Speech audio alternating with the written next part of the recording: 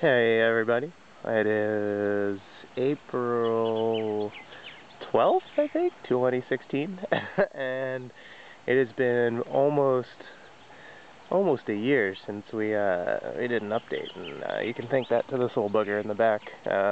We just haven't had the time, and every time we try to, something comes up. So anyway, we wanted to update everybody with how we're doing. We're in our third year now, and how time flies, in regards to this entire endeavor. So yeah, I'll do a quick run through. The farm is growing, so there's a lot more to cover, and I'll kind of scoot around and move fast so that the video is not too large or too boring. But yeah, it's a beautiful spring day here, and it's pretty early in the morning, so there's a lot of dew on all the plants. I'm right here, I'm kind of in our potato row. All of these rows are all potatoes, and anytime you see one of those flags or posts with a flag, it's where we're fighting some gophers. There's a lot right now in the potato patch. We've killed about 5, which is actually nothing. I think we're close to, if you count the cats and their kill rate or numbers, I think we're close to already like 70 gophers for the year, and it's only been 3 months, so that's pretty insane. It's a constant battle. The cob houses are still there, doing their thing. We've done some additions and put some floors on them, and we're working on their final plastering and things like that. Yeah, so this area is the potato row. If you're wondering why we use the white plastic, it is for mainly weed suppression. We have a lot of crazy invasive weeds, and it's just sometimes we're going into our 4th acre now, and without machinery, hand weeding can get pretty tedious. And when you only have a couple days a week, because you're going to markets and you're delivering food and you're harvesting and you're cleaning food, weeding just is really hard to do. Yeah, you think that's funny, don't you? That daddy has to weed all the time. One day that'll be his job. Joke's on him. So that helps there, and then it also holds in moisture, retains heat, and then the white plastic actually has this really cool feature where it reflects the light from the sun to the understory of the leaves, so the plants are getting double the amount of light, especially, and then during this time of year, which is especially important when the days are shorter and more sunlight increases the growth. So yeah, I'll run you through zone 2 here, or as we're calling it, the mothership, because it's our largest zone. It's got roughly, oh god, what are we at? 1, 2, 3, 4, 5, 6, 7, 8, 9, 10, 11, 12, 13. It's got like 14 rows, some of which are double, like these big honkers. They're 5 feet wide, and a lot of growing space. That's the asparagus row. It looks really overgrown, and it is, because yeah, asparagus. Keelan likes asparagus. It's mulched over, and so the alfalfa straw is seeded and growing, which is a weeding task today. For today, we've got some onions here. We've got beans going here with some leftover kale. We've got our entire row of broccoli right here. There's about 400 heads of broccoli that we'll get. 400 heads at about $3 a head. It's a pretty expensive row. We maintain it. This is our lettuce mix row. So a lot of you have been buying the pre-cut lettuce mixes that we bag and wash, and you can see that we grow them in these little rows, and then we just kind of go down with a machete and harvest them. And down at the very end there are some radishes. There is one of our gopher cats. I don't know if you can see her. She's digging for something, probably a squirrel, or a lizard of some sort. This one is Thundercat, and she does a great job at catching gophers. She'll sit by a hole all day long until she achieves her task. Down here towards the end of the zone, we've got our corn row. which is right here, and then we've left these poppies, California poppies, state flower.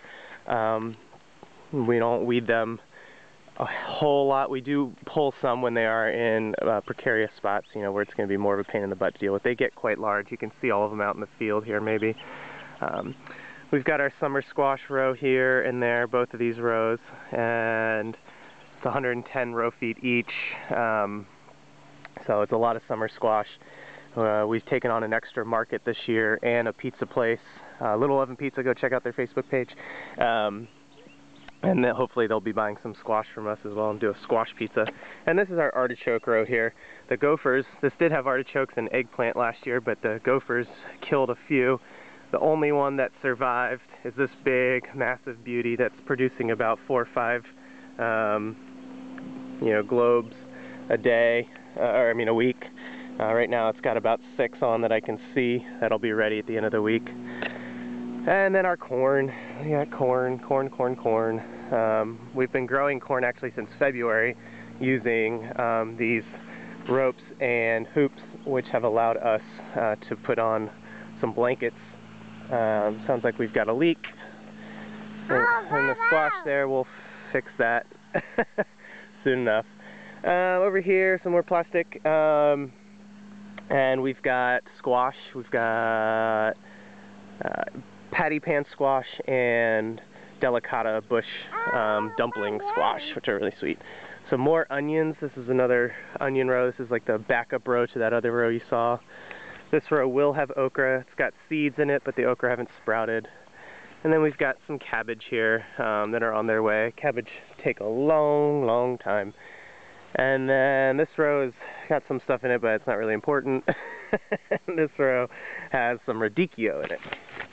So, as you can see, just that little area contains a whole awful lot.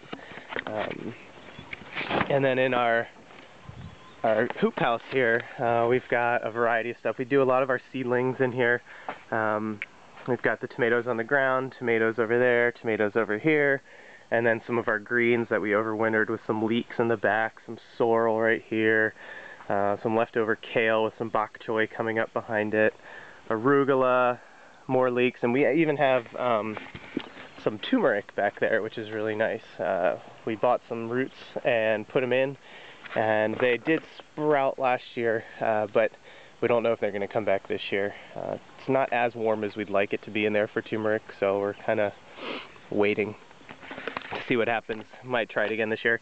This is our tomato zone. We took down Hoop House 2, or the yang of the hoop house. The yin is still standing. It was just falling apart, and it wasn't being profitable. The tomatoes inside were not doing too well, and the greenhouse tomato varieties that we chose just weren't, they just weren't cutting it. I mean, it's not a true greenhouse, it's a cold frame, and so, again, just wasn't doing it. So we have the tomatoes here on the red plastic, which works the same way as the white plastic.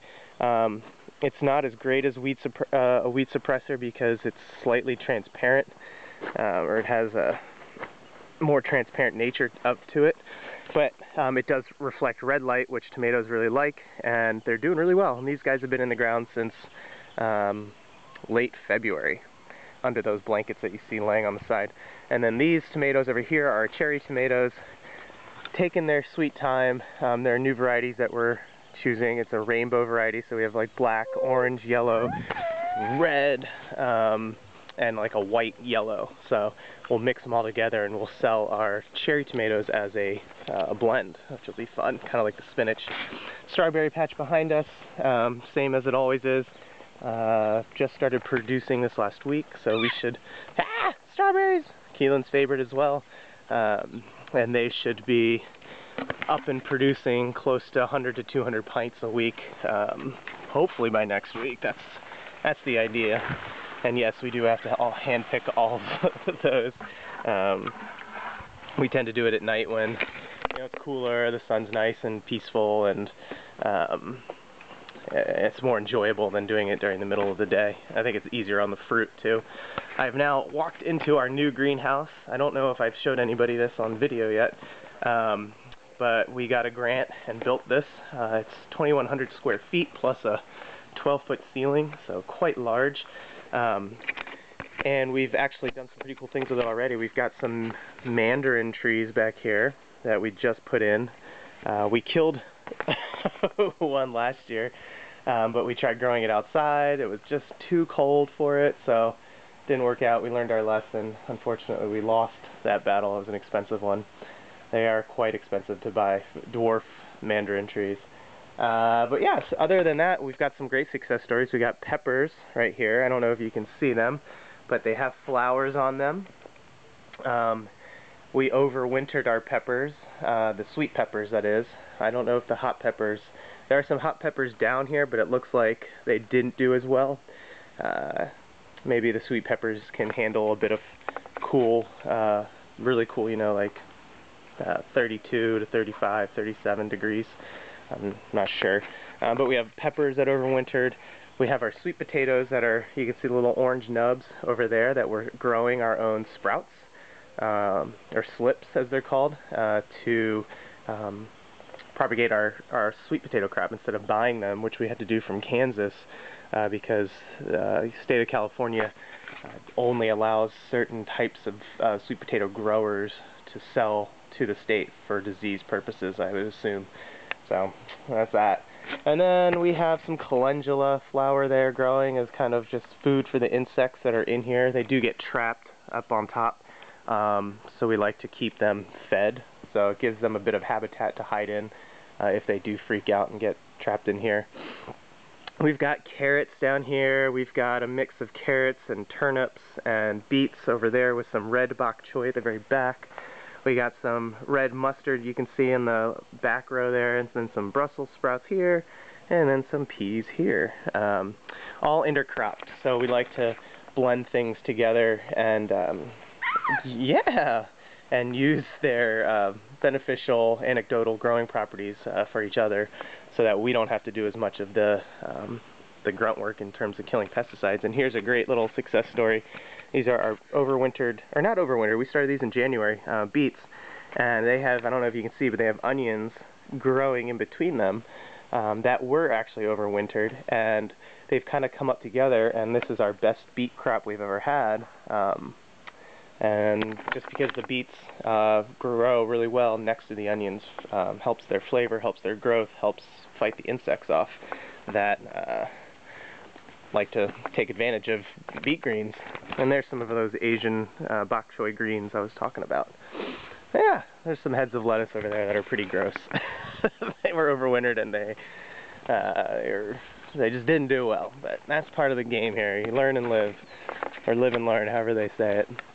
This is one of our newer areas. This is the sunset zone, as we call it, or zone 4, and currently it's just under a 1/4 acre of space, but each row is about 100 feet long. Some of them have plastic, some of them are just straight up compost. This is another kale row. This is a chard row. Under here are heads of lettuce. I can try and cover them. So we have little baby gem lettuces, really tiny and nice, perfect single serving size. We've got an old kale row that is on its way out, or it should be on its way out, but it looks like it might be resurging. It went to seed, we cut all the flowers off, and now it's back to growing again. Who knows? I'm going to grow that sequoia kale that everybody loves so much. An old chard row that was going to seed, some of it still is, but hanging out. A spinach row. Oh, by the way, all of this was overwintered except for that lettuce row. So all of this has been out here pretty much since the winter, under blankets. One of our many garlic rows, we've got just a standard soft neck variety here. We've got our elephant garlic here, and then back there we have some of another standard variety that I believe is a soft neck. I'd have to look at the records and see which is which, but you know, they're obviously blocked off, so when we write it down what blocks are what, so that, you know, when we go to harvest we know exactly what they are.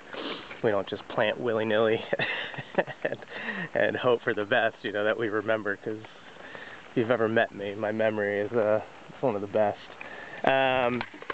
This is a brand new spinach row with the drip irrigation that's always causing me issues in terms of staying put. This guy has a couple holes, a couple insects ate the seed, but that's alright. We replanted the seed last week. And then this is a bean row, again with another irrigation flaw. Keelan's grunting because every time I lean over he gets squished up against the back of the the thing. So some beans here. These are a mixture of yellow, fillet, and just a standard green bush bean. Koa, come here. Come on. There's a little gopher mound for you, and this is where we love our puppy. Get it. Get it. Right here. Get it. Find it. That's if she wants to. We've got Koa trained to seek out and kill gophers on command. She will do it when we're not around. We don't like that as much because she tends to destroy, as you can see, pretty quickly. And if you leave her to her own devices, she will dig up the entire area. And there are holes that she's dug all the way to the other side of the globe in search of a gopher. And then this row is our cucumber row. Not too great. We started cucumbers in March, getting pretty bold, and we were using frost blankets and heat blankets to try and, it's not really a heat blanket, it's just a blanket that holds heat. You know, a couple degrees extra to keep the seedlings warm, but still the soil temperatures have been too cold. And we've been getting great rain this year, normal amounts finally. And yeah, it was too cold and too wet for them. So some germinated, some didn't. But it is what it is, but some of them are there, so that's great. We'll have an early cucumber crop, along with tomatoes and things like that, that you're like, man, they're growing those already this early. And then this is the last area. This is kind of the wild area. It's, I don't know why, it's actually got a crazy drainage characteristic to it, and it harbors a lot of water, so things grow wildly over here. But we've got some garlic over here that we saved ourselves. So this whole row and all of this here and this whole row, basically we saved our own seed and restarted it, regrew it, and it's doing pretty well. And then this is our radish row. Here we got some turnips mixed in, and we've got some parsnips down here, and then we have, these are golden turnips here. And these funky looking fern things are parsnips that are from last year. They just popped up out of nowhere. And then in between them we have radishes and turnips. This is zone 7. This is our newest creation. We noticed that this year that just that little wetland area there had a lot of water and was draining this way and flooding all of these rows. So we created some natural berms, if you will, using our raised beds to kind of hold and collect that water and funnel the water down through here. And then we're going to build a pond kind of right where that little dark spot is, to hold some water for future drought years. We've got some romaine lettuce here, and then a ton of garlic here. So you can see we like our garlic. We've got another empty row. We're waiting to see what to put here because our raspberries are going off the charts here. These two are raspberries, and hopefully we'll produce a nice big crop. We doubled our blueberry production this year, so we have 2 blueberry rows, a variety called Sunshine that can tolerate our heat, and then our outside pea rows here, one of which is not doing so well and one of which is doing better. Notice how one's on plastic and one's not. So the plastic, while it is a petroleum product, is oh, look at that dead gopher. Koa, come here. Here you go. Hold on.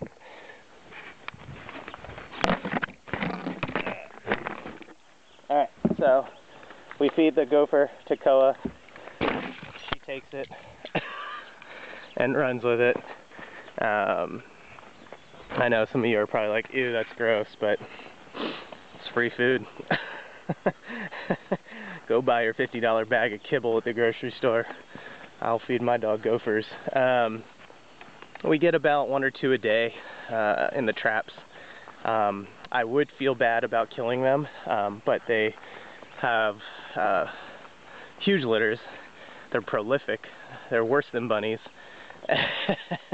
And it's just, they do a lot of damage. They can do thousands of dollars in damage.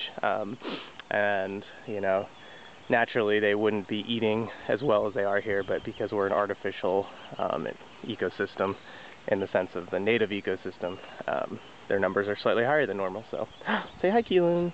Hi! So anyway, that's the farm in a nutshell, and what's going on this day and age, and we're continually growing. We're going to keep going out and out and out and out into those fields, and over the next 3 years finish off. So the next update, hopefully I will you know, give you some insight into some other thing that we're doing new here. Anyway, hope all is well. Send us any comments or questions that you got. Alright, talk to you later. Bye.